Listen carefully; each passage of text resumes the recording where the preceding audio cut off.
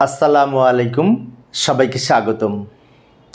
প্রিয় শিক্ষার্থী বন্ধুরা, আজকে আমি এই যে হিসাব বিজ্ঞান বিষয়ের দুতরফা দাখিলা পদ্ধতিতে ডেবিট ক্রেডিট কিভাবে নির্ণয় করা যায় তা আলোচনা করব।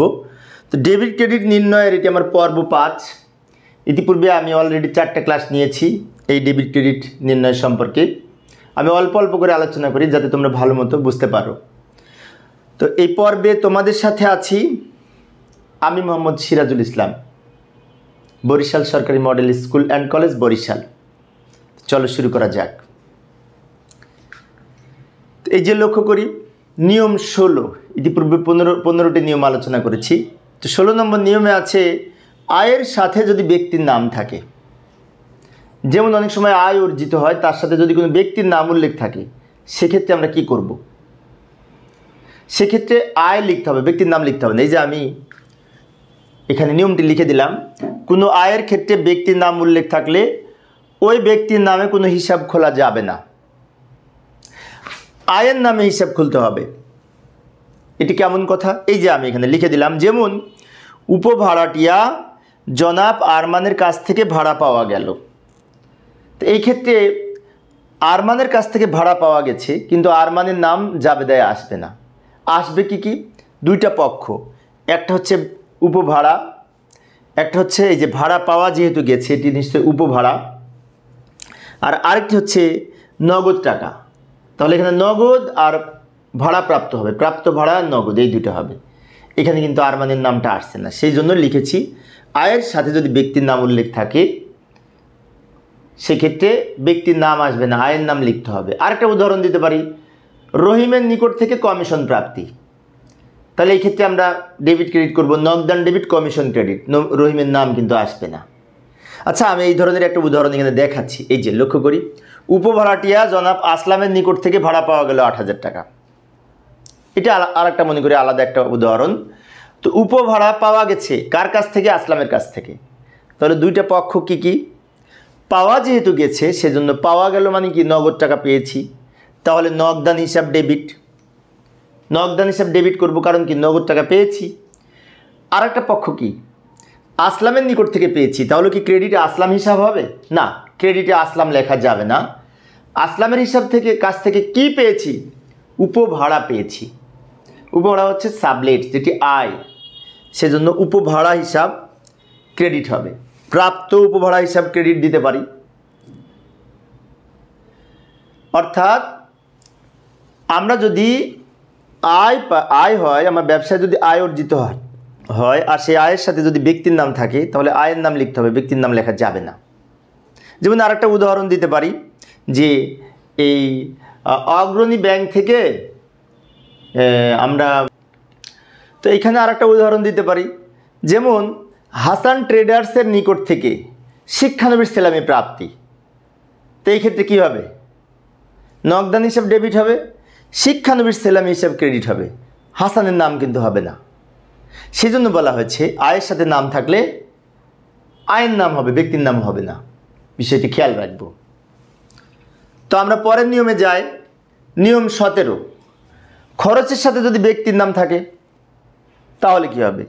যেমন কর্মচারী বাবুলকে বেতন দেওয়া হলো, তো এক্ষেত্রে বাবুলকে বেতন দিচ্ছি, তো বাবুলের নামটা কিন্তু আসবে না, আসবে বেতন হিসাব। সেই জন্য নিয়মে বলা হয়েছে কোনো খরচের ক্ষেত্রে যদি ব্যক্তির নাম উল্লেখ থাকে ওই ব্যক্তির নামে হিসাব খোলা যাবে না। এই ক্ষেত্রে খরচের হিসাবকে ডেবিট করতে হবে। যেমন আমি একটি উদাহরণ দিলাম, এই যে কর্মচারী মান্নানকে বেতন প্রদান। তাহলে কাকে দিচ্ছি বেতনটা? মান্নানকে, তাই না? মনে হচ্ছে মান্নান ডেবিট, নগদান ক্রেডিট হবে, কিন্তু না, এখানে মান্নানের নাম হবে না। কি হবে?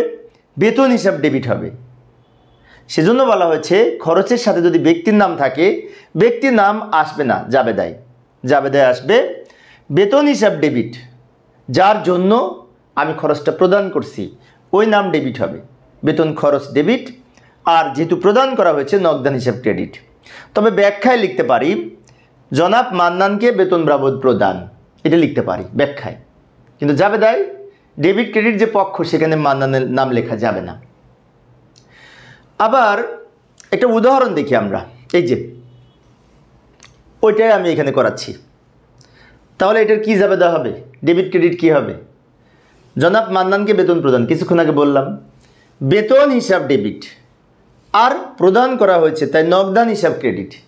বেতন হিসাব ডেবিট, নগদান হিসাব ক্রেডিট। এখানে কিন্তু মান্নানের নাম এই ডেবিট ক্রেডিটের মধ্যে আসবে না, তবে ব্যাখ্যায় লিখতে পারি যে মান্নানকে বেতন প্রদান। আবার অনেক ক্ষেত্রে দেখা যায় যে বেতন বকেয়া থাকে, যেমন বলা হলো কর্মচারী মিরাজের বেতন বকেয়া রয়েছে 3000 টাকা। তো আমার কলেজে মিরাজ নামে একজন কর্মচারী ছিল, সেই মিরাজের কথা মনে হচ্ছে। মিরাজ অবশ্যই এখন চাকরি আমার প্রতিষ্ঠানে তার চাকরি নাই, অন্য প্রতিষ্ঠানে আছে। তো যাই হোক, সে মিরাজের বেতন যদি বকেয়া থাকে তো সেক্ষেত্রে এখানে কি হবে, এখানেও কিন্তু মিরাজের নাম আসবে না, আসবে কি বেতন খরচ ডেবিট আর বকেয়া বেতন ক্রেডিট। তাহলে মিরাজের নিকট বেতন, মিরাজের বেতন যে বকেয়া রয়েছে এক্ষেত্রেও কিন্তু মিরাজের নামটা আসতেছে না। কি আসবে, বেতন হিসাব ডেবিট, বকেয়া বেতন ক্রেডিট বা প্রদেয় বেতন ক্রেডিট। তবে ব্যাখ্যায় লিখতে পারি মিরাজের বেতন বকেয়া রয়েছে।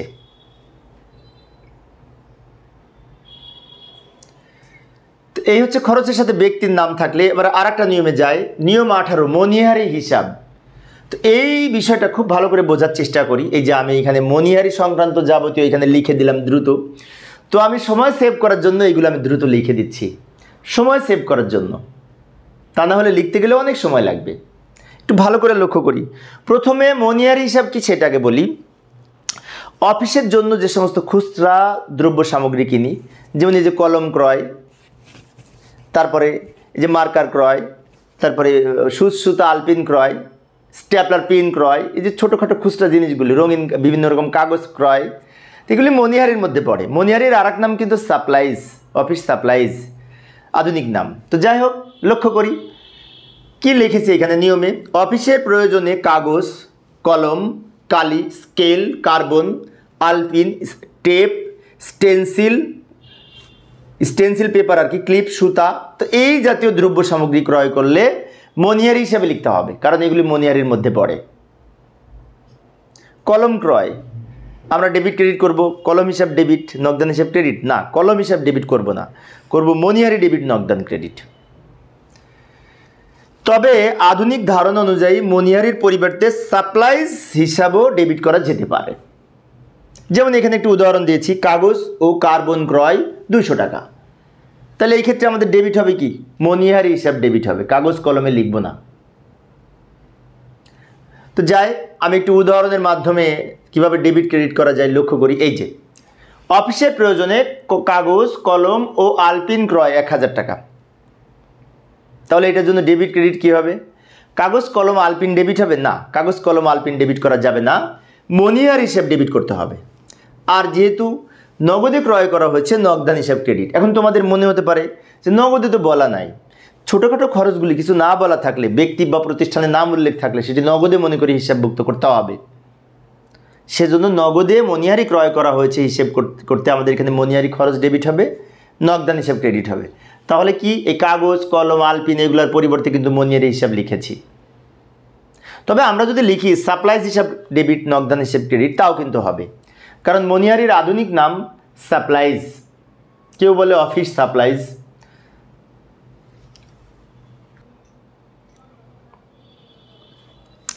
তো আর একটা উদাহরণ দেখি। এই যে অফিস সাপ্লাইজ ক্রয় 2000 টাকা। সাপ্লাইজ হচ্ছে এই যে কাগজ, কলম, আলপিন, ক্যালকুলেটর, স্ট্যাপলার, এগুলি অফিস সাপ্লাইজ হিসেবে আখ্যায়িত করা হয়। অফিস সাপ্লাইজ কিন্তু এখানে খরচ, সম্পদ। অফিস সাপ্লাইজ হচ্ছে চলতি সম্পদ, আর মনিহারি এটা হচ্ছে খরচ।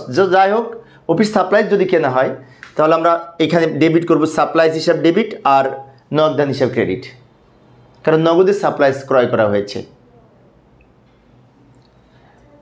আরেকটা নিয়ম দেখি, এই যে ডাক ও তার হিসাব, এটিও গুরুত্বপূর্ণ। কিছু কিছু খরচ আছে যেগুলি সরাসরি ওই নামে লেখা যাবে না, ডাক ও তার হিসাবে লিখতে হবে। যেমন এই যে এখানে আমি একটু বড় করে উপস্থাপন করলাম, ব্যবসায়ের প্রয়োজনে বিভিন্ন প্রকার যোগাযোগ ব্যয়। যোগাযোগ ব্যয় মানে কি, ইমেল খরচ, মোবাইল খরচ, ডাক টিকিট ক্রয়, এগুলি ডাক ও তার হিসাবে লিখতে হবে। এই যে আমি এখানে লিখে দিলাম যেমন বিভিন্ন রকম ডাক টিকিট ক্রয়, পোস্ট কার্ড ও খাম ক্রয়, ইনভেলাপ ক্রয়, টেলিফোন খরচ, পার্সেল খরচ, internet bill, mobile bill, SMS খরচ, ইমেল খরচ, ফ্যাক্স খরচ, এগুলির জন্য ডাক ও তার হিসাবে লিখতে হবে।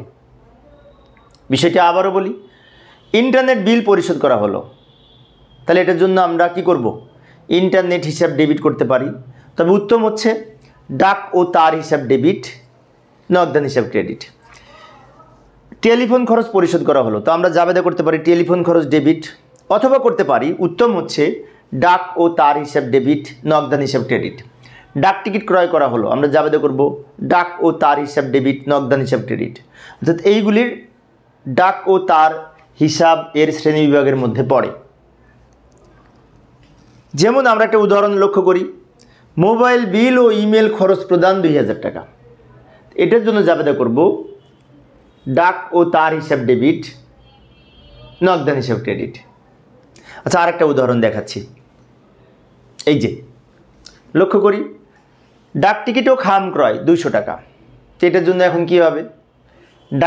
ডাক টিকিট হিসাব ডেবিট করব না, ডাক টিকিট হিসাব ডেবিট করব না, আমরা করব ডাক ও তার হিসাব ডেবিট আর নগদান হিসাব ক্রেডিট। এই 200 টাকা টাকা আমি লিখছি না ডেবিট ক্রেডিট, তোমরা পারবে, সেই জন্য আমি মূলত ডেবিট ক্রেডিট পক্ষ কীভাবে নির্ণয় করতে হয় সেটা আলোচনা করছি।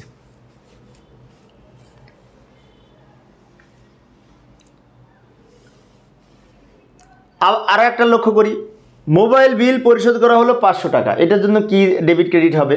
মোবাইল মানে কি ডাক ও তারের মধ্যে পড়বে, তাই না? যোগাযোগ ব্যয় এটি, সেজন্য লিখব ডাক ও তার হিসাব ডেবিট, নগদান হিসাব ক্রেডিট। কিন্তু যদি বলা হয় আমাদের একটি মোবাইল ক্রয় করা হলো, তখন তো মোবাইলটা তো যন্ত্র, সেক্ষেত্রে কী হবে? সেক্ষেত্রে অফিস সরঞ্জাম ডেবিট করা যেতে পারে, তবে মোবাইলটা অবশ্য অফিসের জন্য হতে হবে, ব্যক্তিগত না।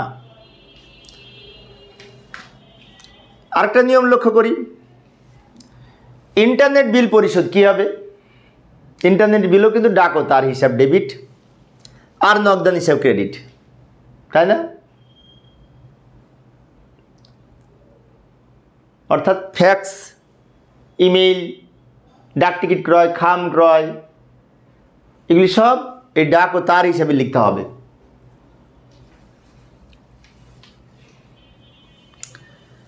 আজকের আলোচনার শেষ নিয়মটি লক্ষ্য করি, আপ্যায়ন খরচ। আপ্যায়ন খরচ হচ্ছে ব্যবসার প্রয়োজনে যদি কোনো সময় মেহমানদারি করানো হয় তার জন্য যে ব্যয় হয়। যেমন এই যে আমি এখানে উপস্থাপন করলাম, কারবারের প্রয়োজনে বিভিন্ন প্রকার মেহমানদারি খরচকে আপ্যায়ন খরচ বলে। আরও বিস্তারিত যদি লিখতে চাই, যেমন চা, বিস্কিট, কোকাকোলা, কোল্ড ড্রিঙ্কস ইত্যাদির জন্য আপ্যায়ন খরচকে ডেবিট করতে হবে। ব্যবসায়ের যারা কর্মচারী আছে বা ব্যবসায়ের অফিসের জন্য ব্যবসায়ের পারপাসে চা, বিস্কুট, কোকাকোলা ক্রয় করে আপ্যায়ন করানো হলো, সেক্ষেত্রে আমরা কি করব? আপ্যায়ন খরচ ডেবিট হবে আর নগদান হিসাব ক্রেডিট হবে। এই যে আমি আরও একটু উদাহরণ দিচ্ছি, অফিসের জন্য আপ্যায়ন খরচ বাবদ চা, বিস্কুট ক্রয় 200 টাকা। তো এটার জন্য কি হবে?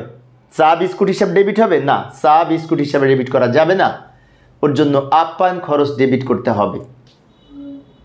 বিষয়টি মনে রাখব।